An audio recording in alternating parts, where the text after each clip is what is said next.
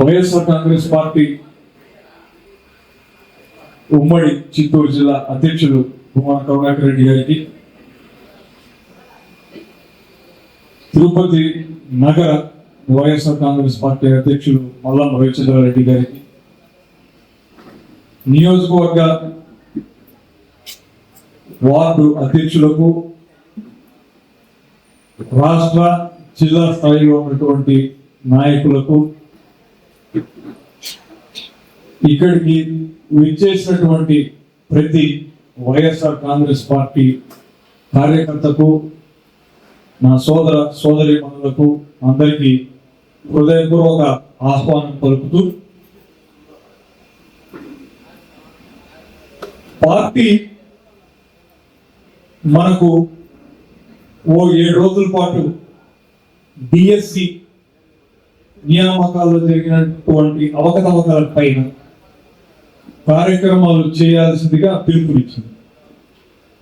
DSC నియామకాల్లో జరిగినటువంటి అవకతవకల గురించి గత కొన్ని నెలలుగా వివిధ దశల్లో మన పార్టీ అలానే కొన్ని యోజన సంఘాలు ఎప్పటికప్పుడు గొంతు విప్పి ఎత్తి చూపిస్తున్నప్పటికీ కూడా ప్రభుత్వంలో ఏమాత్రం చలనం లేకపోగా దాన్ని తిప్పికొడుతూ ఇక్కడ ఏమి జరగలేదు, ఆధారాలు ఉంటే చూపెట్టండి, మా ముందుకు వచ్చి మాట్లాడండి అని విరుచుకుపడే ధోరణితో ఉన్నది తప్ప వాళ్ళ తప్పును అంగీకరించి రాష్ట్రంలో ఉన్నటువంటి బడులకు వెళ్ళే చిన్నపిల్లల భవిష్యత్తుని పూర్తిగా నాశనం చేస్తున్నాం అన్నటువంటి విషయాన్ని ఏమాత్రం గుర్తించకుండా రాజకీయాల కోసమే కాలం గడుపుతున్నటువంటి వీళ్లకు కనువిప్పు కలిగేలా ఈ డిఎస్సి నియామకాల్లో జరిగినటువంటి కొన్ని తప్పులను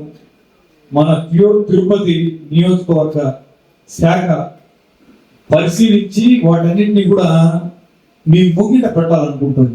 అసలు ఈ డిఎస్సి నియామకాల్లో జరిగినటువంటి తప్పులు ఏంటి, అసలు ఎక్కడ డౌట్లు వస్తున్నాయి, ఎందుకని దీని వెనకాల లోకేష్ పాత్ర, రవినాయుడు పాత్ర, ఇతరత్ర శాఖకు సంబంధించినటువంటి అధికారుల పాత్ర ఉందన్నటువంటి విషయాన్ని తెలియజేయాలనుకుంటున్నాను. ముందుగా ఈ డిఎస్సి నోటిఫికేషన్ ద్వారా 16,000 మందికి ఉద్యోగాలను ఇచ్చామని చెప్పి టీడీపీ డప్పు కొట్టుకుంటుంది. ఇదేదో మేము సాధించిన అతిపెద్ద ఘనకార్యంగా వాళ్ళు చెప్పుకుంటున్నారు. నిజానికి 5 ఏళ్ల కిందట ఒకే ఉదుటున 1,82,000 మంది సచివాలయ ఉద్యోగస్తులకు ఒకేసారి ఉద్యోగాలు ఇచ్చినటువంటి ఘనత జగన్మోహన్ రెడ్డి గారికి దక్కుతుంది.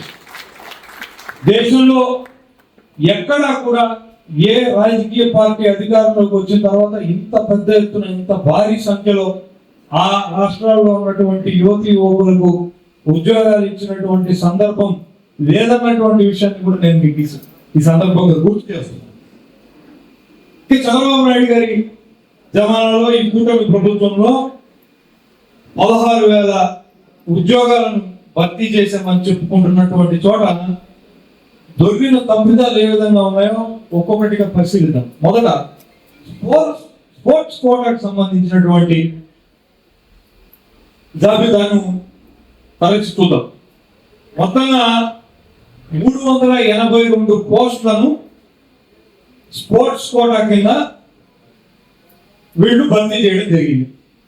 నిజానికి ఇప్పటి వరకు స్పోర్ట్స్ కోటా కేవలం 2% మాత్రమే వాళ్ళకు రిజర్వేషన్ డిఎస్సిలో కనిపిస్తూ వచ్చారు.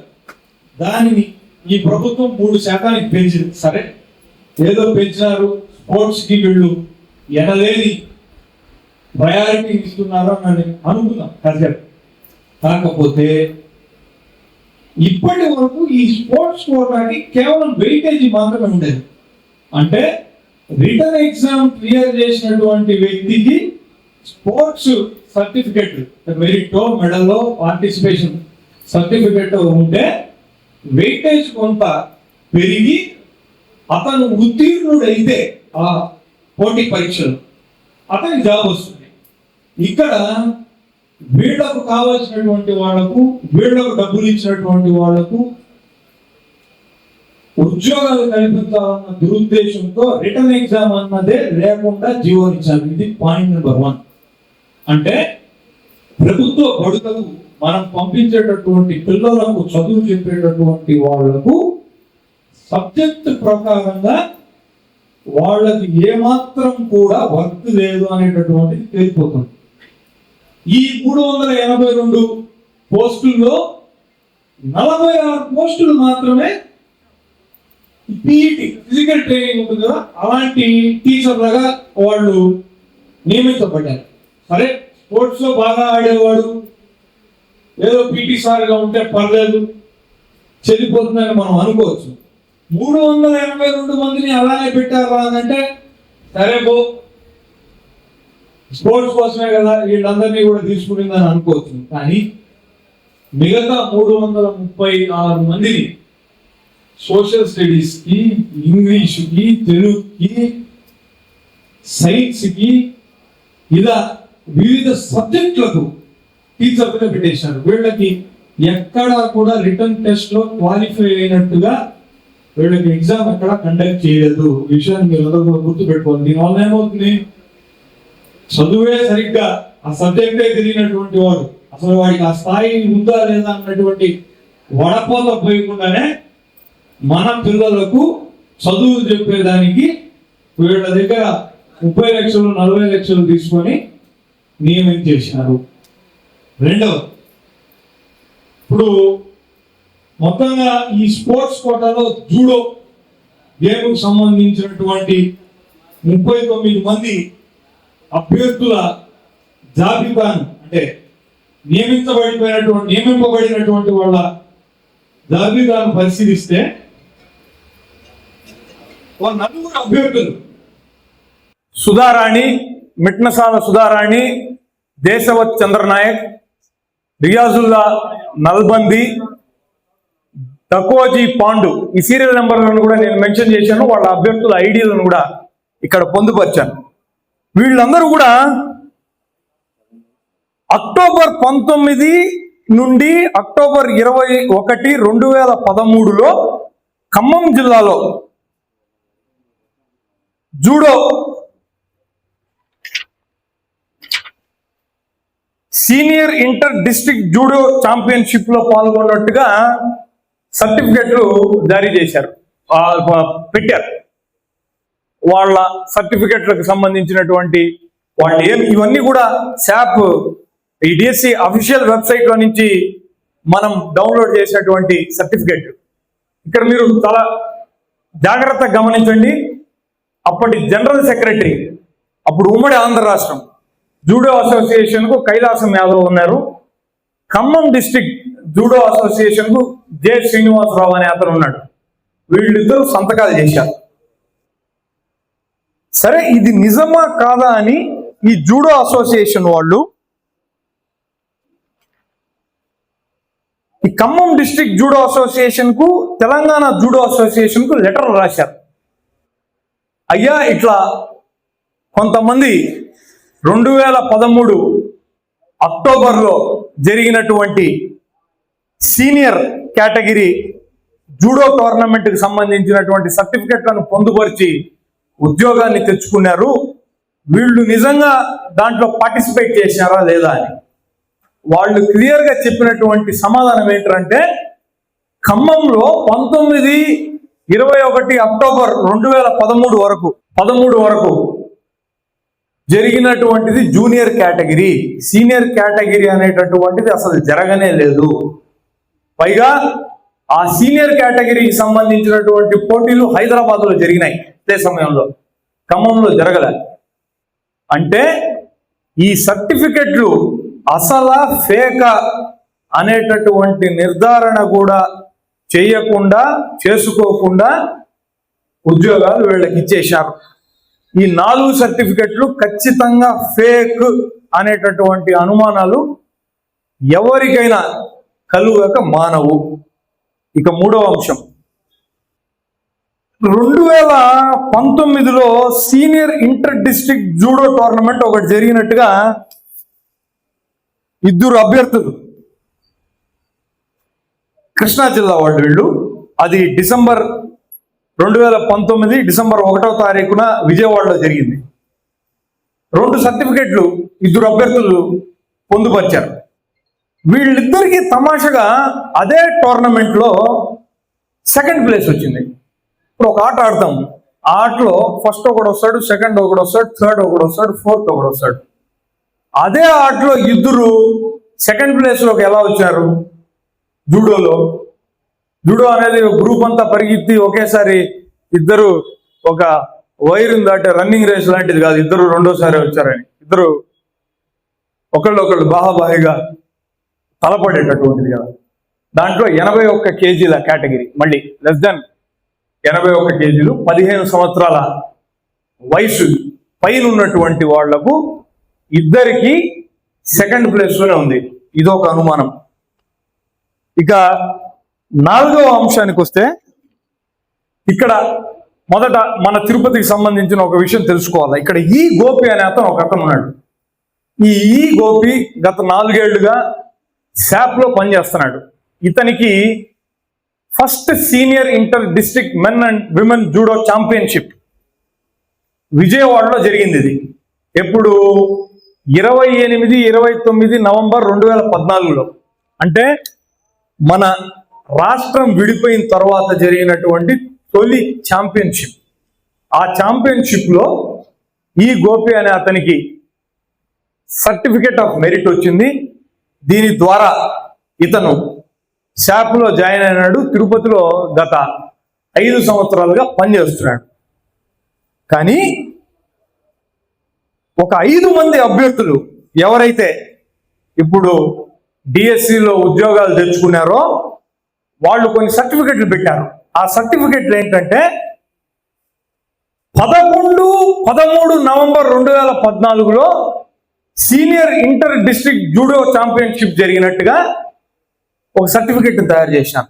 అంటే 15 రోజులకు ముందు ఇంకో ఛాంపియన్షిప్ జరిగినట్టుగా ఒక ఫేక్ సర్టిఫికెట్ని తయారు చేశాను.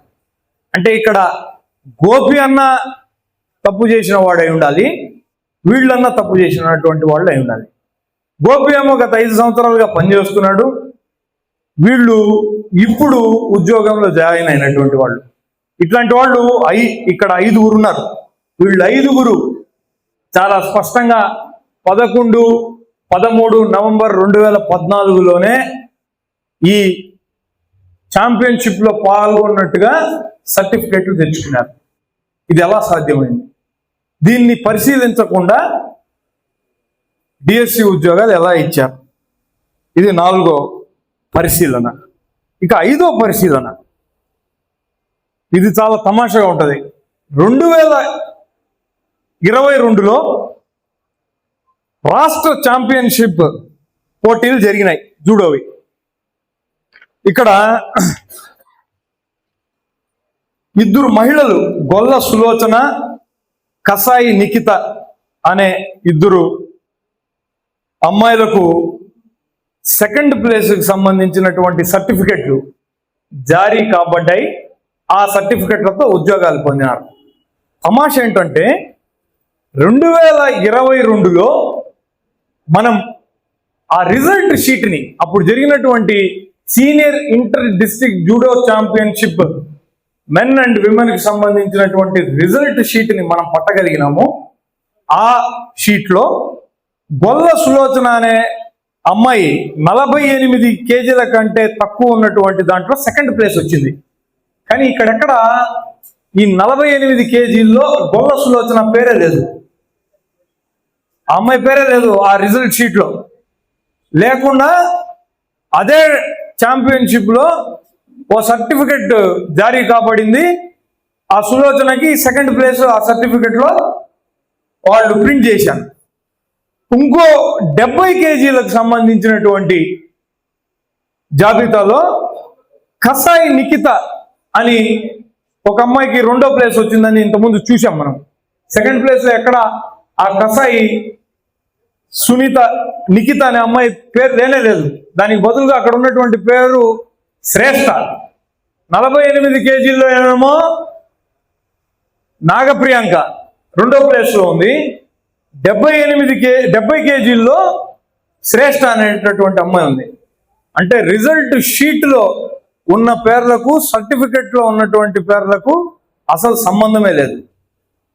సరే, ఇదేమన్నా మనము పొరపాటుగా ఈ షీట్ని మనోళ్లే తయారు చేసినారేమో అని కాసేపు అనుకున్నా, మెన్ కేటగిరీలో సంబంధించి 73 కేజీల్లో అన్వర్ భాష అనే అతనికి ఉద్యోగం వచ్చింది.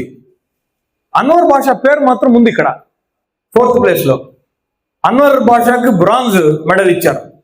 బ్రాంజ్ జూడోలో ఇద్దరికి ఇస్తారట. జనరల్గా సిల్వర్ ఒకళ్ళకే ఇస్తారు, గోల్డ్ ఒకళ్ళకే ఇస్తారు, బ్రాంజ్ ఇద్దరికి ఇస్తారు. అందుకని అక్కడ 4 పేర్లు ఉన్నాయి. 4 పేర్లలో అన్వర్ భాష ఉన్నాడు. అన్వర్ భాష సర్టిఫికెట్ ఆ రిజల్ట్ షీట్లో ఉన్నటువంటి పేరు మ్యాచ్ అవుతోంది. దీన్ని బట్టి చూస్తే క్లియర్గా ఆ 2 సర్టిఫికెట్లు ఏవైతే ఆ అమ్మాయిలకు సంబంధించినట్టు ఉన్నాయో అవి ఫేక్ అనే అనుమానాలు మనకు కలుగక మానడం లేదు. ఇంకా పైగా పెద్ద విస్మయానికి గురి చేసే విషయం ఏంటంటే, జూడో అసోసియేషన్లు ఎప్పుడు ఈవెంట్లు పెట్టినా దాన్ని ఛాంపియన్షిప్ అంటారు. ఛాంపియన్షిప్ గుర్తుపెట్టుకోండి. కానీ మన సర్టిఫికెట్లు జారీ అయినటువంటి వాటిల్లో 20 మంది టోర్నమెంట్ అని ప్రింట్ చేసుకున్నారు. జూడో అసోసియేషన్ శాపే సమాధానం చెప్పాలా? ఛాంపియన్షిప్ ఎప్పుడు టోర్నమెంట్గా మారింది? ఇలా 39 సర్టిఫికెట్లను పరిశీలిస్తే 30 ఫేక్ అన్నటువంటి అనుమానాలు ఉన్నాయి. ఈ అనుమానాలను ప్రజలు లేవనెత్తినప్పుడు దానికి సమాధానం చెప్పాల్సినటువంటి బాధ్యత ప్రభుత్వం మీద ఉందా లేదా? మరి ఉన్నప్పుడు ఎందుకు తప్పించుకుంటున్నారు? దీంట్లో రవినాయుడు హస్తం లేదు అని అనుకుంటే ఎంత పెద్ద పొరపాటు. దీని వెనకాల నడిపించిన కథంతా కూడా లోకేష్ అని అనడానికి కావలసినటువంటి అన్నీ మన దగ్గర కనపడుతున్నాయి కదా. సరే, ఇది ఈ 382కు సంబంధించిన స్పోర్ట్స్ కోటాకి సంబంధించిన వ్యవహారం. ఇంకా అసలు దానికి వద్దాం. అసలు దాంట్లో ఇప్పుడు SCERT అనేటటువంటి ఇది డిఎస్సి పేపర్ని వాళ్ళు సెట్ చేస్తారు. ఆ పేపర్ని సెట్ చేసే దాంట్లో ఓ నవీన్ అనేటటువంటి వ్యక్తి కాంట్రాక్ట్ ఎంప్లాయీగా పనిచేస్తున్నాడు. వాడికి ఫస్ట్ ర్యాంక్ వచ్చింది. వాడికేం ఉద్యోగం ఇవ్వలేదు. ఏదో అది వీళ్ళు జాగ్రత్త పడ్డారు, వాడు ఈ సబ్మిట్ చేయలేదు, అది సబ్మిట్ చేయలేదు అని చెప్పి వాడికి ఉద్యోగం ఇవ్వకుండా వదిలేసినారు. వాడికే ఫస్ట్ ర్యాంక్ వచ్చినప్పుడు ఆ పేపరు సెట్ చేసిన వాడు ఎంతమందికి లీక్ చేసి ఉంటాడు దాన్ని?